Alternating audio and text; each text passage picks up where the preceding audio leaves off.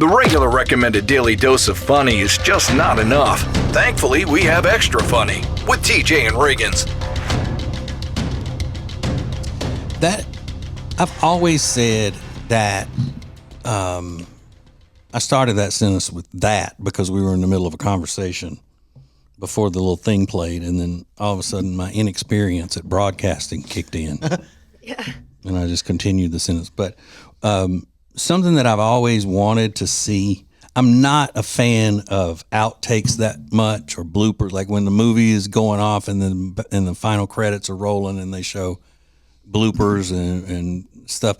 I never have been really entertained by that too much, but I would love to see that for television shows and movies that are very dramatic and these thrillers and stuff like that, where let's say there's a really intense scene with the serial killer about to dismember somebody, and then he blows a line and starts laughing. I think that would be fun. And I always wanted to see bloopers like that from the guys that were in the cartel on Ozark. Have the leader of the cartel bust out laughing while he's doing a scene with Jason Bateman, and then they start joking around with each other. It's so intense. And I believe Dave Chappelle had a sketch where it was he was pretending like the bloopers from the show Roots. Oh yeah, they started. I vaguely remember. The slave owners and the slaves. They were torturing the slaves, and then they'd say the break character and go, "Man, you're getting a little too close to that whip," and then they'd start laughing and joking around with each other. Yeah, I think that one was so funny. The more dramatic the show is, and the more intense, the funnier bloopers would be. I think. Yeah, maybe. Yeah, because we know when you see Jerry Seinfeld cracking up in that scene where Kramer comes in the room and he's been in his apartment smoking cigars for days and his face is all, wrinkly and brown and everything, and Jerry keeps laughing, he can't finish the scene. That's one thing. Yeah, but to see like this guy that was one of the twins on Breaking Bad, those assassins that never talked, and they were just the meanest, most vicious killers. Yeah. And to see him on his Instagram account going around to a barbecue joint and doing commercials and laughing and stuff like that, it's just funny. Yeah, it's great. I love that. But they were also those same characters were on Better Call Saul. Yeah. So, he's been playing that character for years now, and I don't know that he's played any other characters. I haven't seen him in a lot of other stuff. I mean, he's out out like his thing. Yeah, he's out at Jerry Wayne's barbecue on Highway 21, putting on that suit again. Yeah, it's like but it's so weird to see him laugh. Yeah, it'd be like seeing Hannibal Lecter laugh. Yeah, like when he's doing his little spiel. Right, it would be weird. Mm-hmm.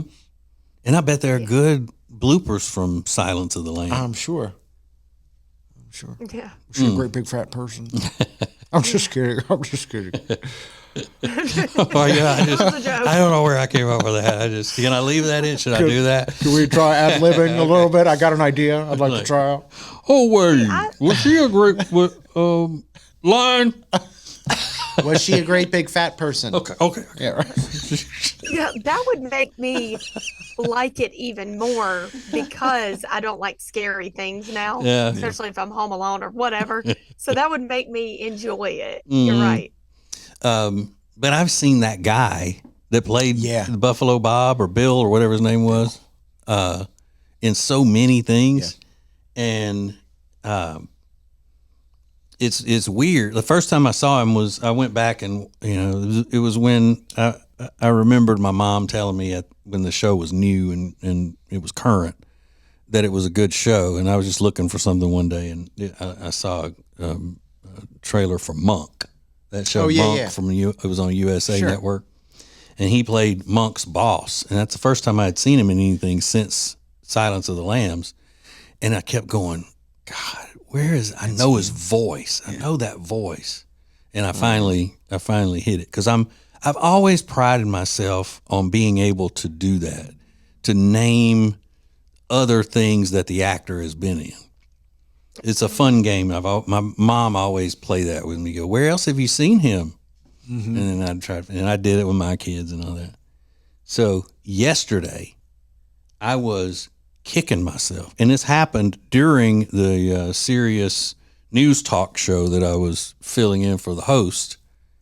During one of the commercial breaks, I was scrolling my phone and found out that the guy that plays the villain, the old bald guy on White Lotus, played Uncle Rico on Napoleon Dynamite. He was Uncle Rico. Really? Yeah, and that just blew my mind. Yeah, It's crazy. I didn't know that either. Yeah, I mean, but I when love you Uncle see him, Rico. you're like, though. duh. Mhm. Yeah, Yeah. yeah. He was a great character in Napoleon Dynamite too. You know what my kids have always been good at, though, the little games? Watching an animated show and being able to tell whose voice something is. And not necessarily if it's a famous person, but to hear the voice and say, wait a minute, was that the guy that played on, whatever, Everybody Loves Raymond, or, those types of things? Because I always, we always put old shows to test them out on and things like that. Mm-hmm. It beats reading, is what I'm saying. Right. 100%. Yeah. Keeps their mind still working, you know? They do love cramming celebrities in those animated movies, and that's the way to promote the movie, obviously. Yeah. But they've got Rihanna in the new Smurfs movie, and it's just like her voice does not translate. You realize like what voice actors have to do to be a good cartoon character, and she's just like, "Hey, everybody, I'm Smurfette," and it's like, "Okay, yeah, no, you're just Rihanna. Yeah. You're not any different." She's not My real kids- bright. My kids love a movie called Home, and she's the main character, the voice of the main character. Oh, really? Rihanna And, is? yeah. Hmm. And it's weird, to say the least. And maybe she is good. I didn't know she had experience doing it, but when I saw this little trailer, I was like, "Oh, she doesn't sound like she'd be a good Smurf." No. What is I can't remember his name right now. The one that played Fez on that 70s show. What's his name? Wilmer Valderrama. Wilmer Valderrama. He was good as a voice guy for Handy Manny. He the animated show Handy Manny. Yeah. That's right. But they always typecast him, though. I mean, he always plays the part of a dark complected Hispanic guy. It's like he needs to, spread out his acting chops a little bit. Yeah. Spread your wings. Right. Spread those wings. Go play the, lead of a polka band or something. Yeah. Stretch yourself. Yeah. A German guy. And then I used to hate that they called him Fez on that 70s show, because they should have called him Fess instead of Fez, because Fez or Fess, it stood for, the nickname was foreign exchange student. So it was an acronym for foreign exchange student. Did not know that. Yeah, so they should have I been didn't either. calling him Fess. Yeah, that would make way more sense. Like when people say Barbara Streisand. Yeah. It's not Zand, it's Sand. Ask her. Yeah, She'll be glad to tell I you. bet she would. Uppity head. Yeah. People love some Barbara Streisand. Her memoir came out last year. It was like 900 pages or something. I'm like, can you imagine reading a 900-page book about the life of Barbara Streisand? Well, What? yeah, you're right, though. People love A her. lot of people absolutely love her, but nobody loves Barbara Streisand as much as Barbara Streisand. Yeah, maybe. Yeah. Maybe. Gosh, she's insufferable. Just, ugh. Can't stand her. Do you like her music? I don't know a thing about Barbara Streisand. There are a few songs I like of hers, but not the ones that most people would give her credit for being so beautiful and all of that. Like, she did one song with Barry Gibb, one of the Bee Gees. It was really good. And she also did the theme song for a movie that she starred in with Ryan O'Neal. It's called Main Event. So she has a song called The Main Event, and it's pretty good. It's up-tempo. Give me swingy. Give me a C. Give me a bouncy C. Yeah, bouncy. But other than that, I'm not sitting around listening to, just like Adele. I don't like Adele's music. I know you say that. That's crazy to me. I mean, she's got a good voice and all that. I can't deal with it. You got to be in the mood to brood when you listen to Is that. it because of her personality or just the sad lyric? You just don't want to hear. Yeah. It's just not my type of music that I want to. I can appreciate how good her voice is and all. It's like Josh Groban. I can appreciate how good his voice is. Yeah. But I can only listen to one song every 6 months or so. How could you And it's listen at to Christmas and the one Christmas song. Yeah. And then that other one, You Lift Me Up. Yeah, that's a good one. on occasion, like on the rare occasion right. that hits me that I want, because never would I want to hear that casually. That's why I was so surprised when Rob was like, I would go see Kelly Clarkson in concert. I like some of the Kelly Clarkson songs. I know she has a great voice. Do I want to go see her in concert? Hell no. I would. Would you really? Yeah, I love Kelly Clarkson. Like, I think Kelly Clarkson is probably one of the top 5 female vocalists in America today. Yeah, I think she's a great vocalist, but do you want to hear Kelly Clarkson songs? Yeah, because they're not going to be all Kelly Clarkson songs. Because Well- she does a version of Give Me One Reason by Tracy Chapman that is incredible. It's And then fantastic. she does everybody else's songs on her show. So I bet she would do a lot of that. I would want a lot of covers. Because my daughter sings, and she said one of the work. She goes by that. I guess it was something that went around. I don't know. That it's true that if you're a musical artist and you wake up and you hear Kelly Clarkson has remade one of your songs or done it on her show, you're like, oh damn, It's her song. now I can't. Yeah. Now I can't compete with that. Yeah. It's ruined. Yeah, they say that it's about her and Miley Cyrus, but I don't think the two of them are compatible. Now, not Miley in the same Cyrus category. is a good singer, great, but not on Kelly Clarkson's level. What are you saying, Oh, TJ? I think I'm pretty damn good. Not even close on the same level If to you me. if you're gonna rank female singers who are quickest to get out of their damn bra, it's me, Miley. I'm just being Miley. All right, we got more coming up. Hang on. More extra funny next.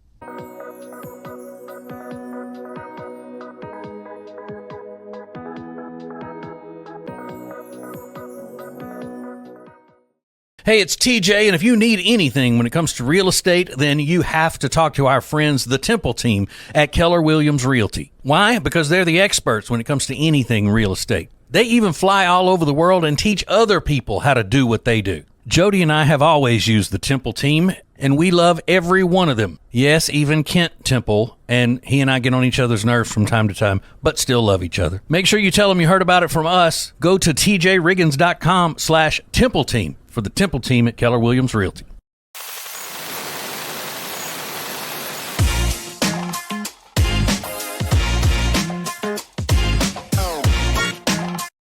Introducing the new Media Center on the TJRiggins.com home screen. It's now easier than ever at the homepage. TJRiggins.com. Add it to your phone's home screen today. Welcome to Extra Funny with TJ and Riggins.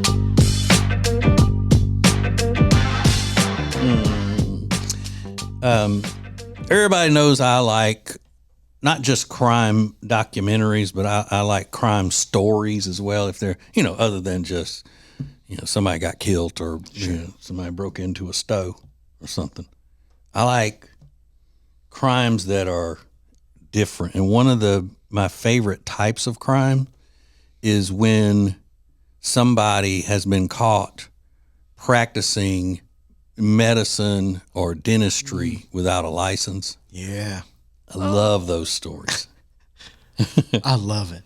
I love it. Let's see. Where did it go?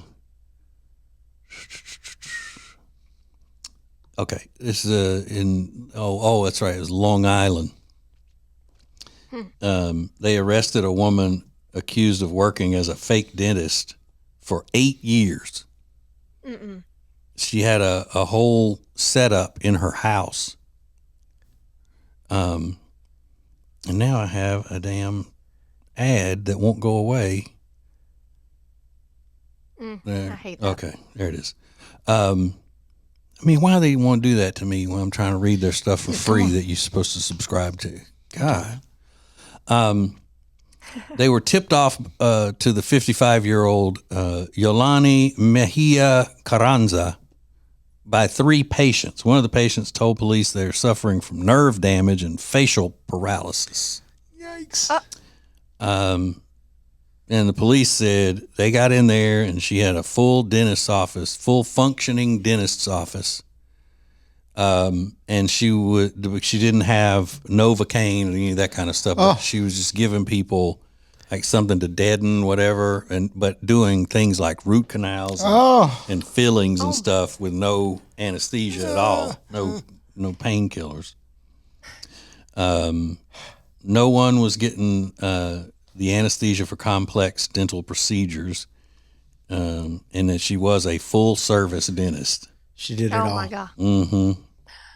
And it just goes back to there's nobody, and I don't care because it says that she was targeting Hispanic and low income people in the neighborhood and all that, but nobody went in there. I don't care if it's your first day on American soil.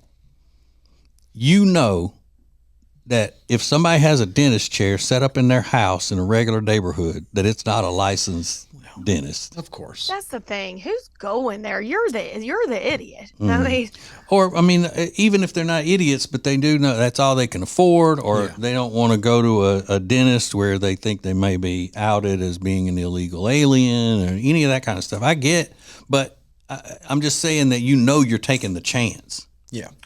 Well, and you're not walking in.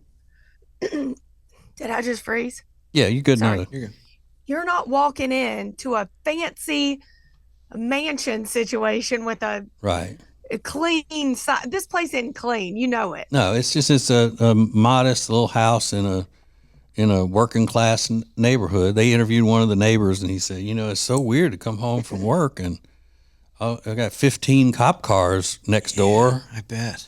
But he didn't say, I had no idea that she was running a dentist office out of there. He heard that drilling. He's right next door, and there's no way he didn't know. But I mean, he didn't have anything to do with it. No, of course. But he's like, I had no idea what the cops were doing here. Yeah. But all those people walking out of the house with a mouthful of gauze, it should tip you off a little bit. You see her going outside and emptying buckets of blood and teeth in the drain in the street. Exactly. God. I could see maybe going somewhere for a cleaning like that. Okay, but if you got major dental work. But see, I'm thinking that's the only reason you would go to a dentist if you had no money and you were not a legal citizen or legal green card holder or whatever. Is if it would have to be major to get you to go to the dentist. Yeah. Wow. But it is scary. Mm-hmm. Holy crap. The dentist is scary. The real dentist is even scary. So can you imagine? A little at-home dentistry. How'd she do it for 8 years without anybody reporting her? If this lady hadn't had a bad experience, that one patient, nobody would know about it yet. Yeah, she just narked on her. Yeah. I'm wondering if she was kind of talented in the field and this was the only mess up she had. Maybe she could make the pain go away by, you come in there with a little bit of a toothache and she pulls it. Yeah. It's like, I know how to pull teeth. It's all cash in hand, and she's definitely getting references from people that have already been there. That's how she grows her client. It's like when the mob had mob doctors that could come get a bullet out of you in the basement of the the warehouse or stitch you up. Yeah. It's kind of that, I think. Or what show was it that there was a veterinarian that they knew on the down low that could take bullets out of people? Really? Yeah. I forgot what that was. But essentially the same thing. They're not licensed to practice what they're practicing. like if the only doctor that you can go to is a veterinarian surgeon, wouldn't you do that if you got a bullet in you to get it if out? a dog gets shot, they're going to do the same thing. I mean, it's a little different, but not that much, I can't imagine. Dentistry seems worse to me for some reason. Yeah, that's what I was going to ask. Is there a worse form of practice in the medical field other than, you wouldn't want to be doing heart surgery? I mean, obviously that's going to be worse. Facelifts. But regular medical procedures and stuff. Is dentistry the worst? Probably. Dentistry or like mommy makeover type situations. Yeah. Facelifts. Advanced cosmetic procedures going on. Yeah. I think Cardi B was one that she said she got her injections, her butt injections in somebody's basement in like Jamaica, Queens. Yeah. BBL? I forget what she called it, but I know she said something about her butt, and it was done in somebody's basement in Queens. Which is actually the most dangerous cosmetic procedure, because the majority of the people that get it botched pass away. Oh, really? Yeah. I mean, but can you imagine? Everybody's had to have some sort of an injection or shot in their butt, and how sore that gets sometimes, depending on what kind of medicine it was that you had to get. So that little bit of soreness that hurts, and it's uncomfortable when you sit down or when you roll over in bed. Imagine the discomfort after even a successful butt implant surgery or something like that. Yeah, you just can't imagine. How do they even sit? I don't know. I follow a girl that had it done, and I mean, I don't know this person. I just follow her on Instagram, and she laid face down in the bed for weeks. I mean, that people would just wait on her hand, For a butt surgery. Big old ass. See, I don't like that. I never have liked that look of a fake ass. As big as I can get it, man. You know, like I know you do. I know you like a big one. skinny, tight waist, big butt. Yeah. Go crazy. I mean, I want it to look insane. Love that. Almost alien-like. Otherworldly. That's great. See, and I don't. I want skin and bones with fake boobs. That's right. Like the biggest old pair of fake boobs you can put on them. Tiny, skinny. Nothing. Big old fake ones. That's right. Like a golf flag. Look like damn beach ball. All right, I think I'm out of this. I mean, like you can count their ribs. Oh god. And they got them big. Look like I can't even carry them. Might just tip over at any moment. Yeah. So you would never do that procedure, Lindsay? I mean, I know you do a lot of procedures. You ain't scared of them, but No, I'm not scared, but I am scared of that one. I would never do that. No, she's a dud.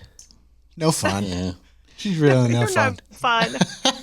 You ask my wife if she would ever do that. She goes, I don't even understand it. Are you kidding me? I'm trying to get rid of this fat ass. Yeah. My fat butt. I already can't fit into my jeans. I don't need any more help. And she'll look at me and go, do I look like a big cow in this? Like, A big cow. Yeah, you A big did. cow. You look like She's a big tiny. cow. No, not a big cow. A moo cow. That's what she always says. Like cow. like she's talking to a preschooler. Yeah. A moo cow. Do I look like a moo cow in this? No, you look more like a cow. Do I look like an oink pig in this? What do you see and say? Yeah, come on. What is this? It's Like a moo cow. The cow goes. about an oink pig. Do I look like a chirp bird? It's extra funny with TJ and Riggins. The Week in Review is sponsored by Liqueur, the hangover solution. It's a drinking gummy containing DHM, a natural extract that can help you defeat the effects of having one too many cocktails. Go to tjriggins.com/deals and use promo code TJ at checkout to save 20% on your order.